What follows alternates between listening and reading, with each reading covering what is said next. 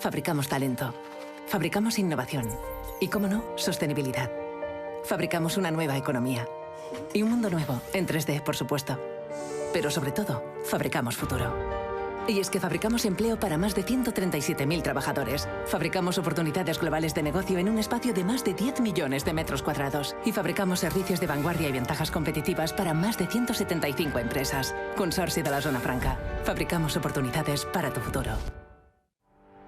Welcome to D-Factory, the factory that develops talent, technology, innovation, and of course in the heart of Barcelona. After all, D-Factory is consolidating Barcelona as a European capital of development for Industry 4.0, for digitalization, for transformation, creating 1,500 direct jobs and 5,000 indirect jobs in the city, close to the metro, the harbour and the airport. And promoted by the Consorci de la Zona Franca de Barcelona. Start the ride to the new economy with Be New. 7 interconnected events that will boost knowledge, innovation, and networking in different professional sectors.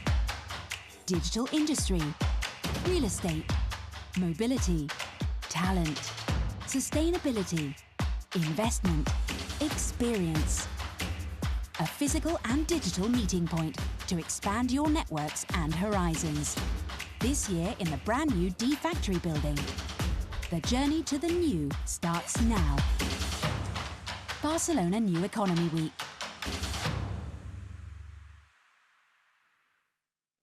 Now it's the time of changes. Now is the time to move on. This is the time for solutions. Feel the motion. Be new is born.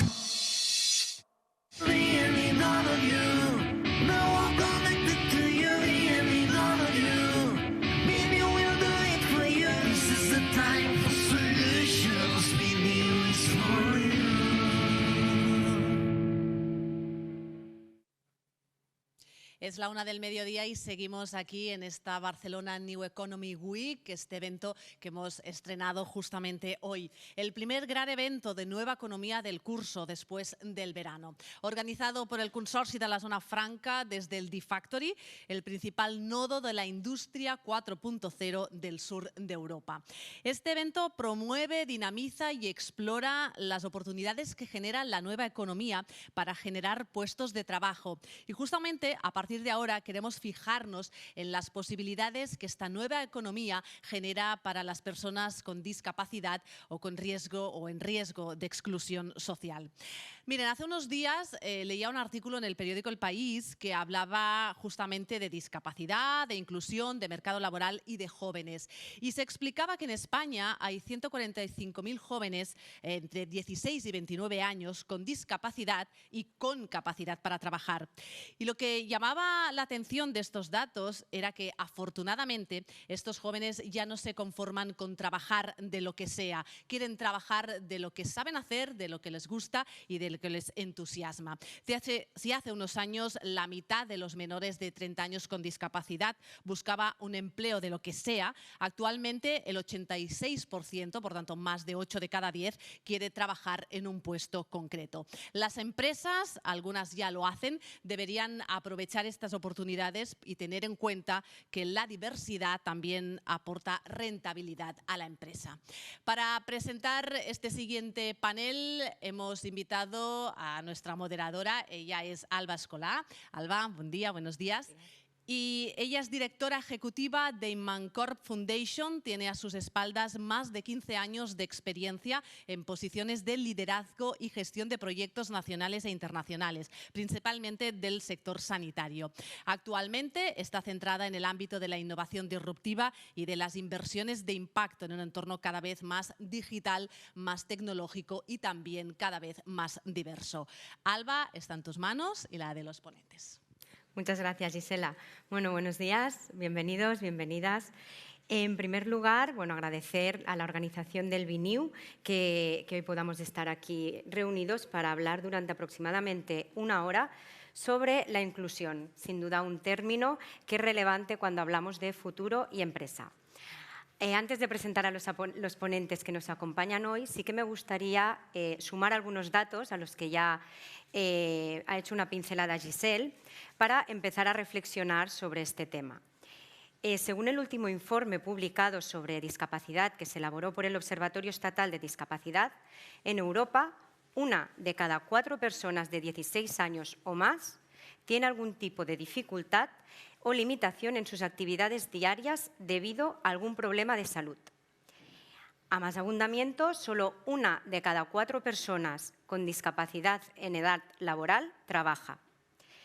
Tan solo el 15% de personas con discapacidad tiene estudios superiores.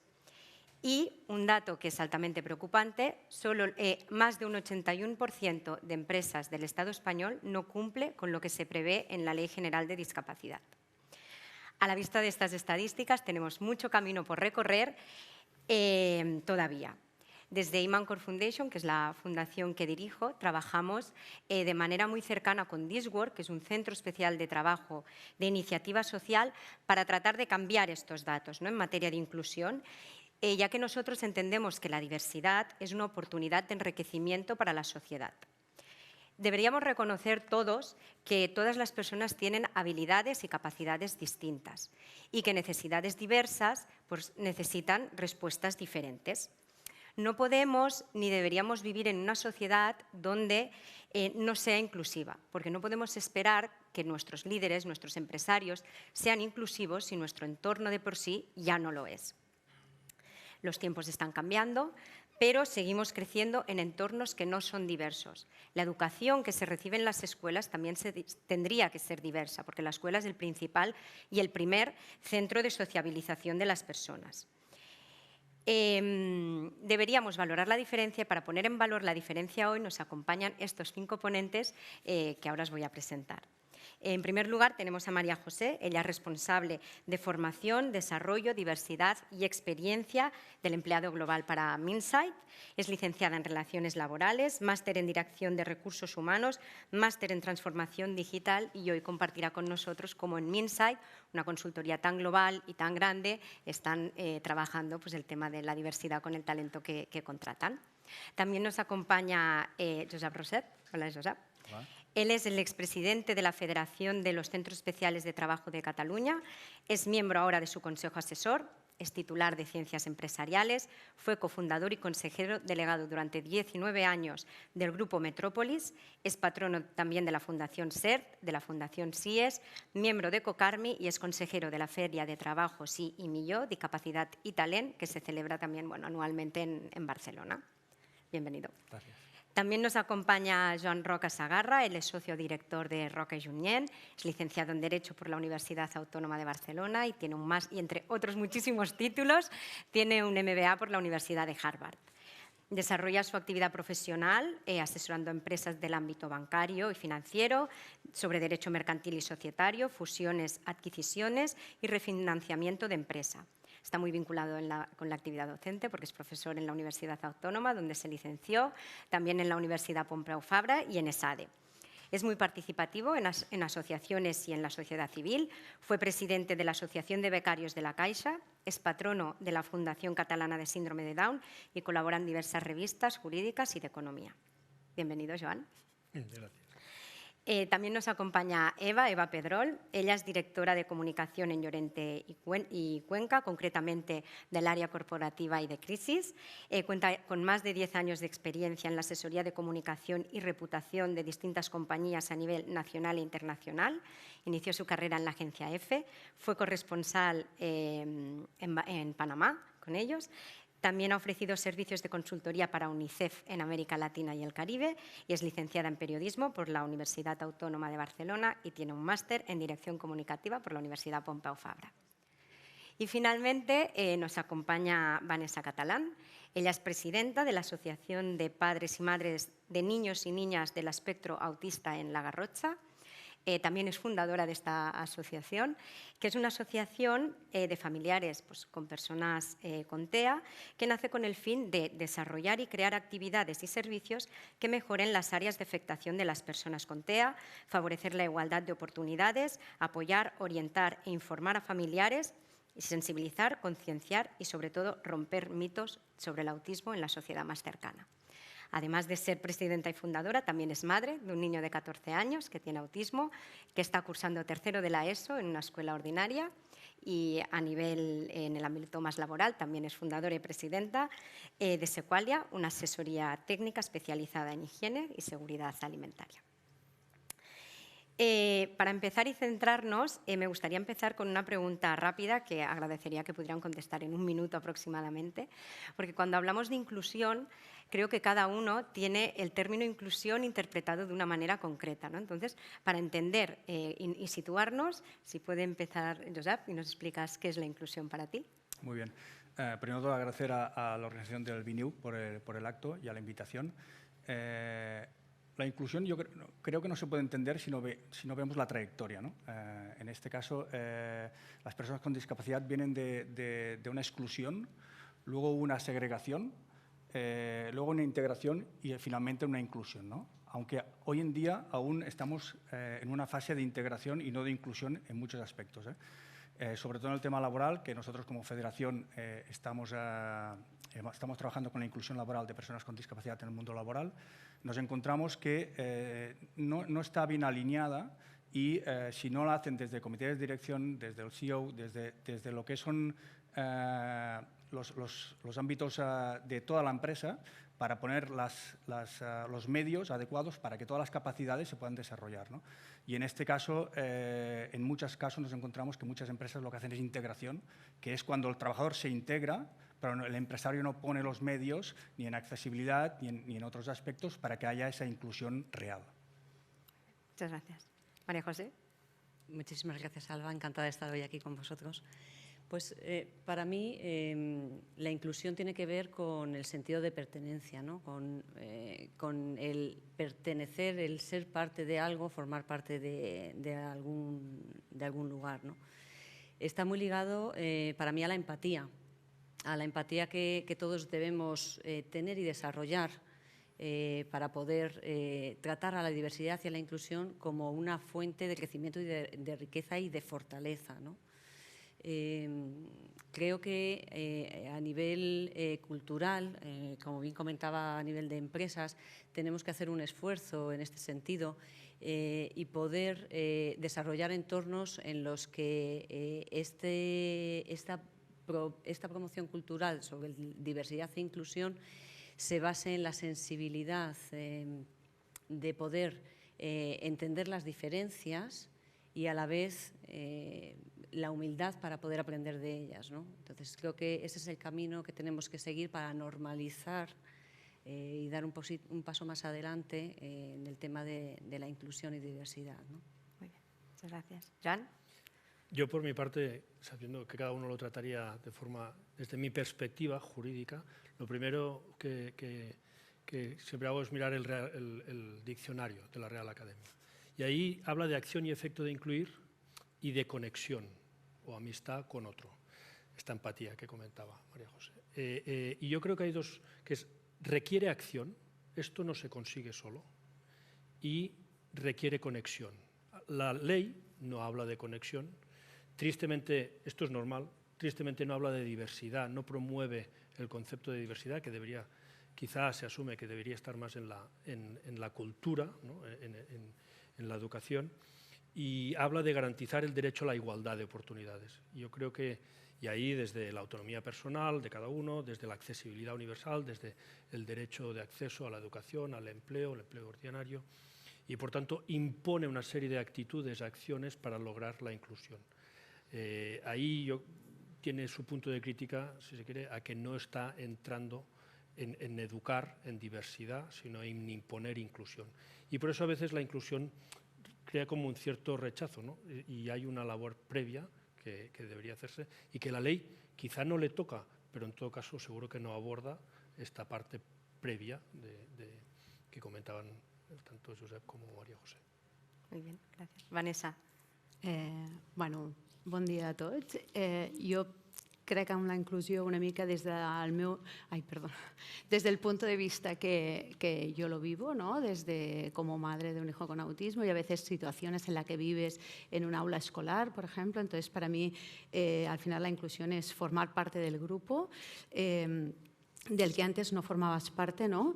Que se tenga en cuenta la diversidad como algo que suma en este grupo, donde se ponga en valor todas las capacidades de las personas que forman parte, que todas tengan las mismas oportunidades y que todas las opiniones cuenten a la hora de tomar decisiones, ¿no? Y a veces es más sencillo definir lo contrario, que sería excluir, ¿no? Que entender la inclusión, ¿no? Con la palabra excluir define lo contrario de incluir y me parece como una definición sencilla a la hora de explicarlo. Gracias, Vanessa. Eva.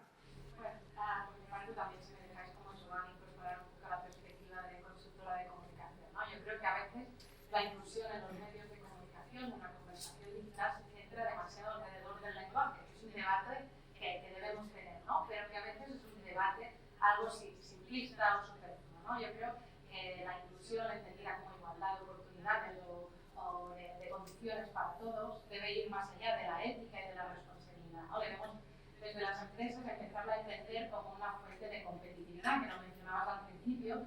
Yo creo que a lo largo del tiempo, ¿no? Hemos visto como las empresas ya son conscientes de que una estrategia de crecimiento solo basado en términos económicos no les proyecta en el futuro, ¿no? La sostenibilidad se ha incorporado. Yo creo que no hay empresa hoy en día que dude de que la sostenibilidad debe formar parte, estar en el core de su negocio. También hay mucho debate sobre la brecha de género, la igualdad de género, los techos de cristal, ¿no? Pero yo creo que falta mucho camino por recorrer en cuanto a la diversidad y a la incorporación de personas con discapacidad, como bien entendido para las empresas de proyección, de transformación, de diversidad y al fin y al cabo de ser un espejo más real de la sociedad, ¿no? Para mí es esta perspectiva, ¿no? También creo que complementa un poco.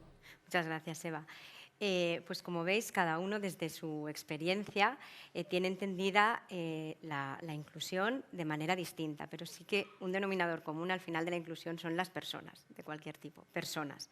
Entonces, gestionar la diversidad y la inclusión en las empresas es vital para continuar siendo competitivos y, sobre todo, un ejemplo diferenciador de una empresa respecto a otra, al final, es el talento que contrata, ¿no? Y el talento que es capaz de atraer. Las empresas que son inclusivas se está demostrando que saben retener mejor también el talento que tienen entre sus personas. Y en este sentido sí que me gustaría empezar con una pregunta que, por el contexto económico que estamos viviendo, para Josep, es cómo ha afectado la pandemia en el momento de contratar personas con discapacidad y también si nos puedes hacer 2 pinceladas de las ventajas que tiene contratar personas diversas en las empresas. Perfecto. De hecho, la pandemia nos afectó en 2 facetas, ¿no? Con los centros especiales de empleo trabajamos mucho porque nosotros éramos servicios esenciales, tanto en limpieza, en logística, en lavandería, y trabajamos con unas condiciones tremendas. Fue muy duro, esos año y medio fue un tema tremendo, pero hubo mucha contratación de personas con discapacidad. Con respecto a la empresa ordinaria, al contrario, hubo un momento de que aún no estamos a niveles de antes de pandemia. Y como tú decías muy bien, el 81% de empresas de más de 50 trabajadores aquí no cumplen la ley, por tanto, estamos en una situación muy precaria. Y en este sentido creo que tenemos que dar un impacto más grande, ¿no? Con respecto a las ventajas de contratar personas con discapacidad, dejadme que os explique una pequeña anécdota que nos encontramos continuamente en todas las industrias y empresas. Nosotros pusimos un enclave laboral. Un enclave laboral es un contrato entre una empresa ordinaria y un centro especial de empleo. Y el directivo encargado de la contratación nos decía que él estaba en contra de esta contratación. Eran un enclave de 6 personas a 6 horas diarias, en este caso eran personas con síndrome de Down, y hacían una manipulación específica para una externalización de un proceso productivo. Y el directivo nos decía, dice, mire, yo, señor Roset, se lo diré claramente, yo no estoy a favor, porque va en contra de, porque yo tengo un sueldo que va por unos KPIs, por un variable sobre la productividad, y esto no lo veo claro. Nosotros hicimos el acompañamiento y al cabo de un mes y medio me viene y me dice, ¿puede venir al despacho? Digo, sí, ¿cómo no? Dice, mira, es que estoy encantado. No, lo siguiente. Dice, hemos incrementado la productividad un 30%. Dice, me ha mejorado el clima laboral en toda la empresa. Dice, me vienen 30 minutos antes, con una sonrisa en la boca. Me vienen súper bien uniformados. Dice, el director general, que hacía tiempo no bajaba a fábrica, ha venido directora de personal, ha venido directora de marketing. Dice, estamos encantados. Dice, hasta me ha venido el presidente del comité de empresa y me ha dicho, oye, diles que aflojen, que nos están dejando en evidencia. Un poco, esto es el ejemplo que nos estamos encontrando, porque hay mucha resiliencia, porque es desconocimiento, porque no tienen claro cuáles son las capacidades de las personas. Y esa inclusión que comentábamos viene desde arriba y viene de concienciación. Y entre todos, y este acto es uno de ellos, tenemos que crear impacto para concienciar a nivel, estoy hablando más de inserción laboral. Evidentemente, si ha habido una buena inserción educativa, el tránsito a la empresa laboral es mejor, porque ya la inclusión es mucho más fácil. Pero tenemos que trabajarlo entre todos. Muchas gracias. Qué importante esto que has mencionado del desconocimiento de cómo pueden trabajar estas personas. Posiblemente, si este ejemplo pudiese llegar a muchísimas empresas, sería ejemplo y lo podrían imitar, copiar el modelo. Pero sí, los datos son preocupantes, las empresas necesitan contar con este talento y en este sentido se promulgó la Ley General de Discapacidad. Una ley que, bueno, está llena de luces y sombras, en realidad. Aquí, Joan, quizá nos podrías aportar un poquito de luz y explicarnos a qué nos obliga exactamente esta ley, a qué obliga a las empresas y si, bajo su punto de vista, esta ley es suficiente para contratar todo este personal y cambiar el dato de este 81%. Lo de suficiente lo dejo para la segunda parte. No, la primera es la más descriptiva y la más aburrida, pero lo que es más importante es que obliga tanto a las administraciones como a las empresas privadas, públicas y privadas. Y por tanto las empresas privadas también tienen una serie de obligaciones, como ya ha avanzado. Las administraciones tienen un plus de obligación, porque no solo tienen que accionar y captar este empleo, sino promover acciones de igualdad, ¿no? Es decir, desde facilitar que puedan tener capacidad y atención integral a la salud, como puede ser temas de rehabilitación médica o psicológica, orientación, derecho a la educación. Un tema muy importante que la ley enfatiza, derecho al reconocimiento a la educación, porque a veces hacen grados o formación paralela y no es fácil reconocerlo en este punto, ¿no? Vida independiente, esto es muy importante, la accesibilidad y no discriminación, tanto en servicio público como en privado, y el derecho al trabajo, ¿no? Y en esto, aquellas empresas, y ahora ya entramos en la parte privada, que tengan más de 50 trabajadores, tienen que tener, están obligadas a tener un 2%, es decir, 2 por cada 100, 1, y si tienes 1,1, porque tienes 55 trabajadores, ya son 2. Esto hay a la vez en la ley una serie de sanciones para quienes no lo cumplan. El punto de vista crítico que creo que coincidiríamos todos es que la sanción casi es más barata que incorporarlos, con lo cual es la única sanción que podríamos, ¿no?, reconocer que es casi más barato en términos de un estudio analítico del derecho desde una perspectiva económica, ¿no? El análisis económico del derecho es precisamente, suspenderíamos en Chicago seguro, en la escuela de Chicago. Entonces, este es el punto que quizá deberíamos ser más críticos. ¿Es suficiente? No, nunca lo será, pero no lo será por muchos motivos, y ahora nos enfrascaríamos aquí, pero no por el contenido positivo de la ley, sino porque el término de igualdad va evolucionando a medida. Hoy lo que queremos como igualdad no es lo que queríamos hace 20 años.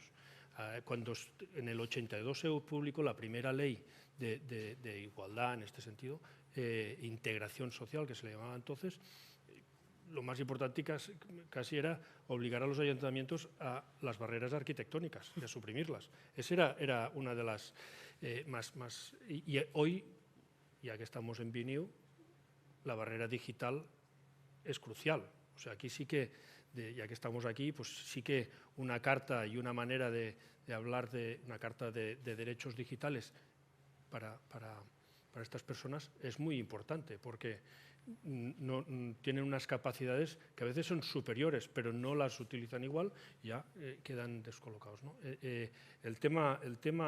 Este gap es muy importante y, por lo tanto, nunca será suficiente. La ley siempre irá detrás, pero yo creo que sí que la pregunta no es si es suficiente, sino si vamos por el buen camino.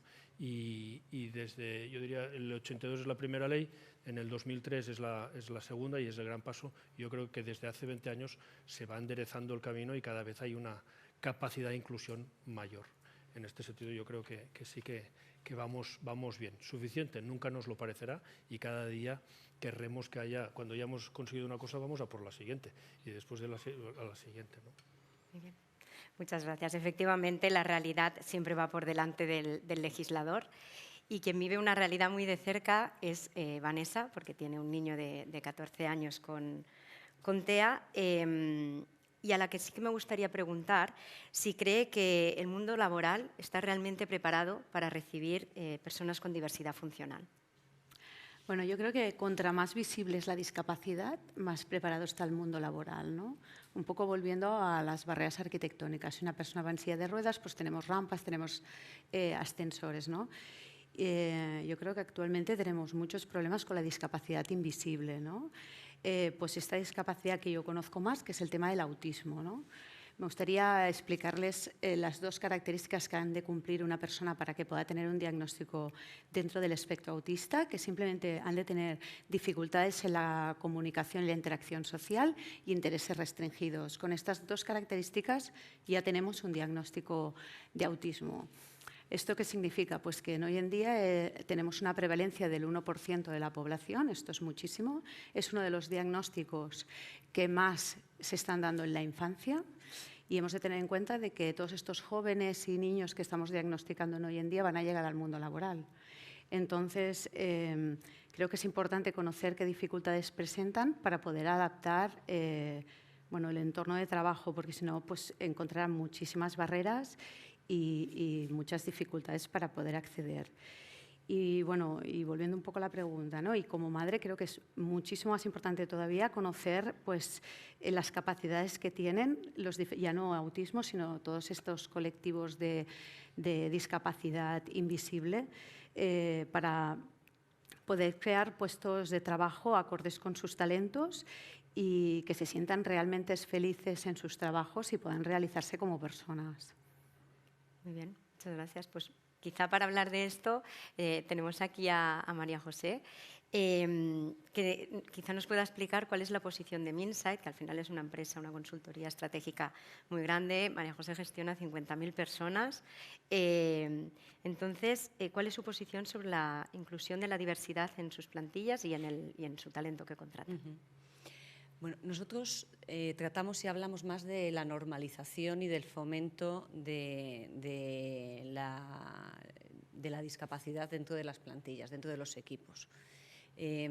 Por dos motivos, ¿no? Por un lado, creemos y creo firmemente en que como compañía, como gran empresa, en España somos 26.000, a nivel global efectivamente casi 50.000, tenemos una responsabilidad social con ser pioneros y con avanzar y dar respuesta y hacer desde nuestra compañía una sociedad mejor. Y por otro lado, trabajamos desde el punto de vista del orgullo de pertenencia de nuestros equipos. La gente que trabaja, las personas que forman parte, todos los trabajadores y trabajadoras en Minsight tienen un especial interés en el mundo, en el apoyo y en la inclusión de estos perfiles dentro de sus equipos, ¿no?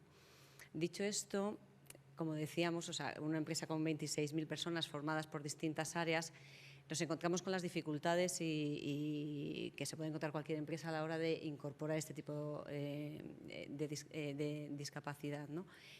Hay áreas en las que es mucho más fácil y que por la parte del área de procesos, por ejemplo, hay muchos más perfiles a nivel general, no es un tema directamente relacionado con la diversidad funcional, sino que a nivel general es más fácil y donde encontrar este tipo de perfiles para colaborar con nosotros en este área de procesos. Y hay otras áreas que cuentan con una necesidad más experta o de un mayor conocimiento o de un componente tecnológico más alto, en el que ya de por sí el mercado es lo suficientemente agresivo como para tener esta dificultad en incorporarlo, ¿no? No pretendemos hablar de cuotas ni de porcentajes habitualmente, sino más desde el punto de vista de normalización. Y en ese sentido creo que en España en general nos encontramos con un gap cultural importante, ¿no?, en cuanto a este tipo de inclusión, cuando yo estoy completamente de acuerdo en que pueden generar muchísimo más beneficio y muchísima más rentabilidad. Un equipo diverso así lo demuestra. Y creo que esta inclusión, esta diversidad debe estar promovida a nivel general por los líderes, ¿no? Tenemos que, efectivamente, poder ser capaces de bajarlo en cascada y, en este caso, en el ámbito de la compañía, de una empresa, desde luego empezar por un comité que sea los representantes y que ostenten la responsabilidad como líderes de una gran compañía para poder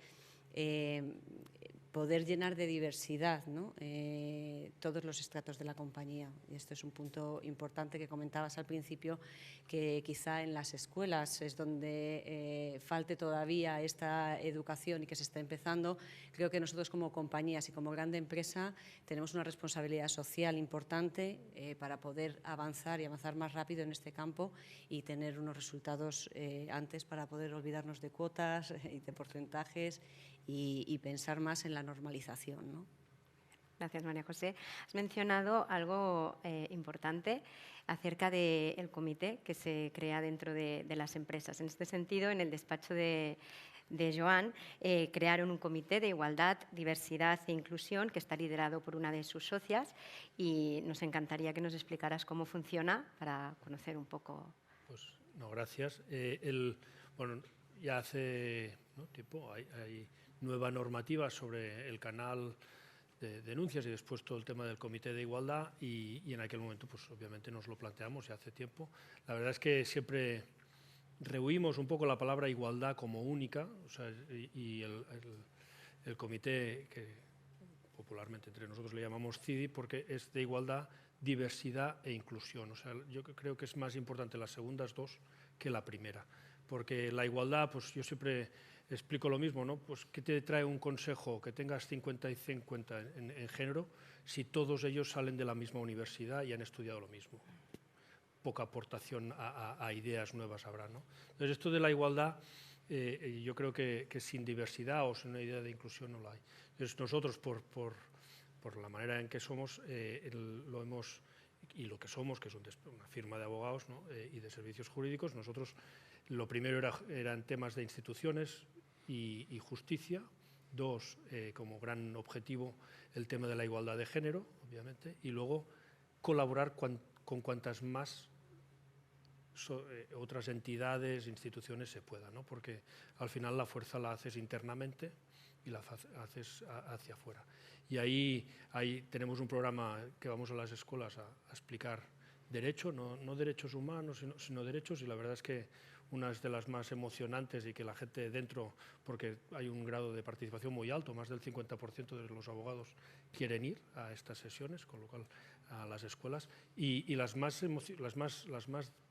emocionantes y interesantes a la vez es cuando vas a centros con chavales con discapacidad, por las preguntas que hacen, que te sacan de donde tú normalmente estás, ¿no? Y esto, bueno, tenemos un informe o unos reports, y la verdad es que las más interesantes como report es esto. Y esto es un programa que vamos a las escuelas a explicar derecho, pero poco aburrido, ¿no? Porque no es el derecho de los derechos humanos ni el derecho a la libertad de expresión, sino es el derecho como norma y con sanciones y las infracciones. Y la verdad es que es un tema que les apasiona y que hacen unos trabajos. Y ya tenemos un par de chavales que se han animado a hacer este trabajo, ¿no? Y muy, bueno, la verdad es que, y entonces ya después pues tenemos con otras fundaciones, como Queremos Trabajo, intentamos ayudar a este tipo de personas que tengan acceso al empleo. Muy bien. Interesante iniciativa que acerca el derecho también a personas con discapacidad. Para cerrar el tema de la empresa, María José, si nos puedes explicar alguna acción concreta que también desarrolléis dentro de Minsight en el área de diversidad e inclusión. Claro. Nosotros trabajamos en múltiples iniciativas en el área de diversidad e inclusión y lo hacemos gracias al interés y a la vocación también de todas las personas que trabajan dentro de la compañía. Más allá del área de diversidad y de acción social, que bueno, pues no deja de proponer opciones y acciones, hacemos y llegamos y tenemos el impacto que tenemos gracias a los voluntarios, a las personas que trabajan dentro de la compañía, que hacen realidad los proyectos que ponemos encima de la mesa y que se llevan a cabo, ¿no? En este sentido, trabajamos en tres grandes bloques. Por un lado está la acción de voluntariado, por otro lado trabajamos en formación y luego unas de acciones internas y de sensibilización por parte directa de la compañía. Como parte del área de voluntariado, por ejemplo, ponemos en marcha para perfiles, personas que se incorporan con nosotros en prácticas con diversidad funcional, el programa InMentoring, en el cual empleados propios de la compañía de otras áreas que no tienen por qué tener nada que ver exponen su experiencia y hacen un poco de mentor para estas personas para que puedan tener una mejor integración y que además pierdan un poco el miedo al inicio de la vida laboral, ¿no? Esta es una iniciativa que tiene muchísima acogida, se hacen sesiones, al menos 6 sesiones de mentoring con cada uno de ellos y la verdad es que el resultado incluso de las encuestas nos dicen que incluso los mentores son los que están más emocionados o más contentos de haber participado en esta propuesta, ¿no? Tenemos también un programa de lanzadera de emprendimiento para personas, para proyectos de diversidad funcional en los que trabajamos desde el punto de vista de formación, de consultoría y de reconocimiento con el objetivo de que salgan adelante y poder promover la empleabilidad interna, la autoempleabilidad por parte también de estas personas. En el ámbito de formación, contamos con pues formación en perfiles, por ejemplo, con una formación universitaria técnica. Ahora mismo, por ejemplo, incorporamos a 12 personas que han estado formándose con nosotros también en un área tecnológica importante para nosotros. Han terminado esta formación y nos ha servido también como fuente de reclutamiento importantísimo para nosotros, para que se incorporen también en la casa. Así que a través de formación, a través de distintas entidades también lo realizamos. Y luego, a nivel general para la compañía, importantísimo y no podemos olvidar la formación de sesgos inconscientes, que está siempre, que creemos que es imprescindible hemos comenzado con todo el área también de recursos humanos para poder evitar esta barrera inicial de entrada y fomentar esta apertura mayor de mente. Toda la parte de liderazgo, en este sentido es en el que estamos trabajando más en la parte de formación y sensibilización en general. Y luego, por otro lado, las acciones internas de la compañía, en las que destacaría la acción de Mates, ¿no? Que es una herramienta interna con la que trabajamos en la casa desde hace ya unos años, en los que es una herramienta en la que es entre sí para los colaboradores, en las que se agradecen o se felicitan y se reconocen. Es una herramienta de reconocimiento interna, pero a nivel de pares, que te permite poner en valor, lo primero, la cultura del reconocimiento, que creemos que tenemos que fomentar mucho más en todos los niveles, y luego, por otro lado, está este reconocimiento que tiene el haber hecho un buen trabajo o el haber ayudado a alguien en un momento determinado en tu posición, tiene un reconocimiento tanto económico como social, ¿no? Que es en el que colaboramos con fundaciones como la vuestra, hemos colaborado, en el que mensual o bimestralmente trabajamos, pues hemos trabajado con fundaciones como la de Imancorp, Fundación Ronald McDonald. Sí, en este sentido es verdad que cuando trabajamos con vosotros el año pasado fue un programa que no solo fue enriquecedor para vosotros, sino también para nuestra compañía, ¿no? Porque nos dio a conocer otras realidades y fue una manera de comunicar también para nosotros cómo se trabaja en otras empresas el tema de la inclusión. Y en este sentido, y que estamos aquí también comunicando sobre inclusión, me gustaría preguntar a Eva cómo debe ser una comunicación inclusiva dentro de las empresas. Yo creo que partir de la idea de que lo que no se comunica no existe, ¿no? Historias tan espectaculares como la que explicaba Josep, yo creo que debemos hacer para que salgan a la luz, ¿no? Y creen esta referencia, este universo, ¿no? Este imaginario colectivo que todos tenemos y que yo creo que hace falta, ¿no? Creo que la comunicación inclusiva, por un lado, tiene que impregnar toda la organización, no puede ser un departamento que se encargue de la inclusión, debe venir de la alta dirección, debe alinear con el propósito, tiene que ser algo muy estratégico.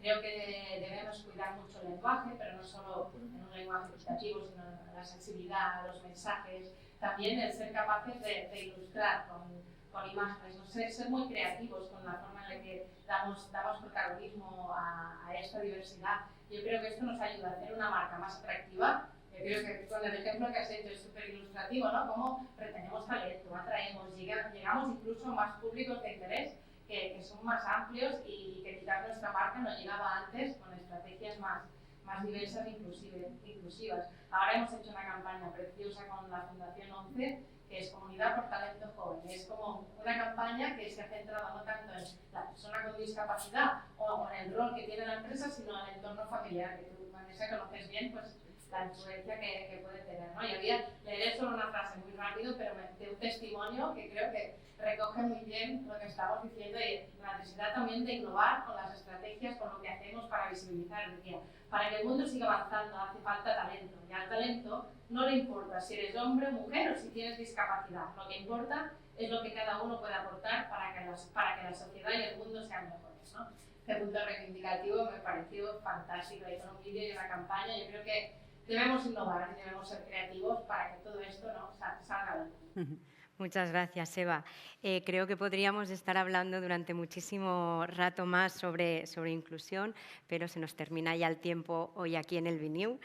Pero sí que me gustaría finalizar con una frase, si me permitís, que voy a leer para no saltarme ni un punto ni una coma, que se atribuye a Gandhi y que creo que es un reflejo de lo que hoy se ha estado aquí hablando.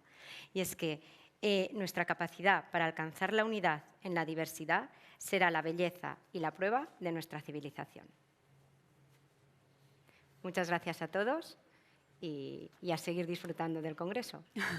Muchísimas gracias por las interesantes reflexiones que se han hecho a lo largo de estos 3/4 de hora aproximadamente. Si tuviéramos ahora que hacer un resumen rápido, podríamos destacar, ¿no? Se ha hablado de desconocimiento, de que los empresarios pues, no saben de las capacidades de muchas de estas personas. Hemos puesto también el foco en una de las sombras de la ley de la discapacidad, pues que las sanciones, se ha comentado, por no incluir son más baratas que incluir. Y también hemos puesto en valor justo el valor añadido y las ventajas de contar con todas las discapacidades, todas las diferencias y diversidades en las plantillas de las empresas. Gracias a todos por conectaros a este canal del canal Sostenibilidad de la Barcelona New Economy Week. Nosotros ahora haremos una pausa y ya les invito pues, a la siguiente sesión. Será a las 4 de la tarde con el título Descarbonización de las organizaciones en el marco de la nueva economía. Muchas gracias. Fabricamos talento, fabricamos innovación y, cómo no, sostenibilidad. Fabricamos una nueva economía y un mundo nuevo, en 3D, por supuesto. Pero sobre todo, fabricamos futuro. Y es que fabricamos empleo para más de 137.000 trabajadores. Fabricamos oportunidades globales de negocio en un espacio de más de 10 millones de metros cuadrados. Y fabricamos servicios de vanguardia y ventajas competitivas para más de 175 empresas. Consorcio de la Zona Franca. Fabricamos oportunidades para tu futuro. Welcome to D-Factory, the factory that develops talent, technology, innovation, and of course in the heart of Barcelona. After all, D-Factory is consolidating Barcelona as a European capital of development for Industry 4.0, for digitalization, for transformation, creating 1,500 direct jobs and 5,000 indirect jobs in the city, close to the metro, the harbour and the airport. and promoted by the Consorci de la Zona Franca de Barcelona. Start the ride to the new economy with Be New. 7 interconnected events that will boost knowledge, innovation, and networking in different professional sectors. Digital industry, real estate, mobility, talent, sustainability, investment, experience. A physical and digital meeting point to expand your networks and horizons.